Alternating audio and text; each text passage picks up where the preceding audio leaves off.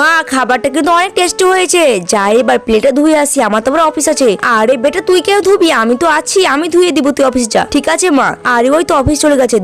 কে ধুবে? আমি ধুতে পারবোই না। আজকে তো আমার অনেক শরীর খারাপ করছিল, ভালো হলো শাশুড়ি মা থালি বাসনটা ধুয়ে নিবে। আরে এ কি, শাশুড়ি মা তো এখানে বসে বসে মোবাইল দেখছে আর থালা বাসন গুলো ধোয়নি। আমি জানতাম শাশুড়ি মা আজকেও আমার সঙ্গে এমনটাই করবে। উনি শুধু শুধু খালি ছেলে কাছে বড় হওয়ার জন্য সমস্ত কাম ছেলে কাছ থেকে নিয়ে নিবে, আর নিজে তো করবেই না, উল্টে মোবাইল দেখবে আর সমস্ত কাজ আমাকেই করতে হয়। আসলে আজকে তো আমার শরীরটা অনেক খারাপ, এই জন্য আমার হাজবেন্ড আমার হেল্প করার জন্য থালা বাসনগুলো ধুয়ে দিতে চাচ্ছিল, কিন্তু আমার শাশুড়ি তো ওর হাত থেকে নিয়ে নিল আর ওকে অফিসে পাঠিয়ে দিল। আর যেমনই আমার হাজবেন্ড বাড়ি থেকে বের হয়েছে, অমনি শাশুড়ি মা নিজের রূপে চলে এসছে। এখন আমাকে এই অসুস্থ শরীর নিয়ে বাড়ির সমস্ত কাজ করতে হবে। আর আমার হাজবেন্ডকে যদি এসব কথা বলি, ও তো কখনো বিশ্বাস করবে না, কারণ ও যে ওর মাকে অনেক ভালোবাসে আর মায়ের কথা সব বিশ্বাস করে। আর তোমরাই বলো, মায়ের ব্যাপারে তো এরকম কথা কেউ শুনতে চাইবে না, কিন্তু ও তো বোঝে না ওর মায়ের দুটো রূপ, একটা মা হিসেবে অনেক ভালো রূপ আর একটা শাশুড়ি হিসেবে সবচেয়ে বদমাইশ রূপ। কিন্তু ওকে আমি কি করে বিশ্বাস করাবো? তাই জন্য আমি আর কিছু বলি না, সবকিছু মুখ বুঝে সহ্য করে নি, কারণ শাশুড়ি মা তো প্রথম থেকে আমার সঙ্গে এমনটাই করে।